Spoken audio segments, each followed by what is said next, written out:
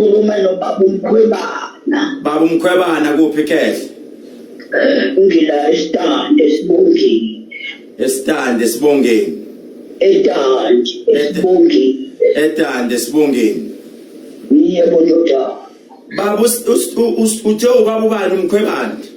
Ubaba umkhwebana. Lalela ke baba umkhwebana. Bengizokusiza kodwa manje inkinga ukuthi labantu ohleli nabo lapho abakholelwa kuKhehlelezi noma kunento eniyenzayo noma bayakuthuma ukuthi le nto yenzayo njengamanje uyenze bayakuphusha. Baba bengizokusiza ngoba noma bengakuphusha bethi yenza baba wena ofonayo mina into engizokutshela yona ijulile kunento ongakazi ubaxoxele yona baba ukuthi kuphethe. Do you know ukuthi wena baba mawuthi etoilet ukhipha igazi ngaphansi igama lakho lokuzalwa elokuqala uGibson elesibili uGodfrey lamagama akho kwi-ID Gibson Godfrey and futhi isibongo sakho uyena umkhwebane wena uthi umoya ongcwele isibongo sakho usibiya khuluma ngizwe baba.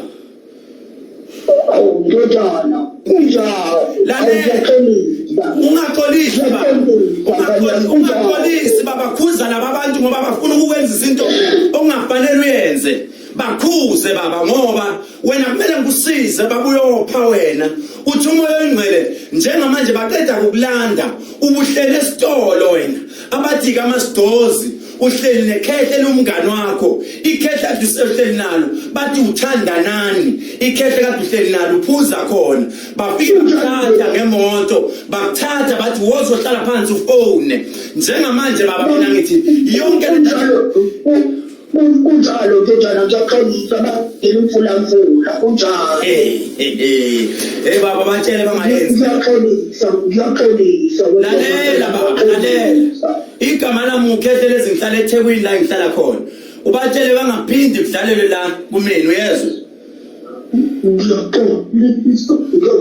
suka baba hamba uyeke uphuza utshwala bakuphume la suka ngiyaxolisa usho kanjalo kodwa awophini baba wena ngasemva ngiyopha ndodana hamba ke baba ngolinyanga ukusiza bye bye.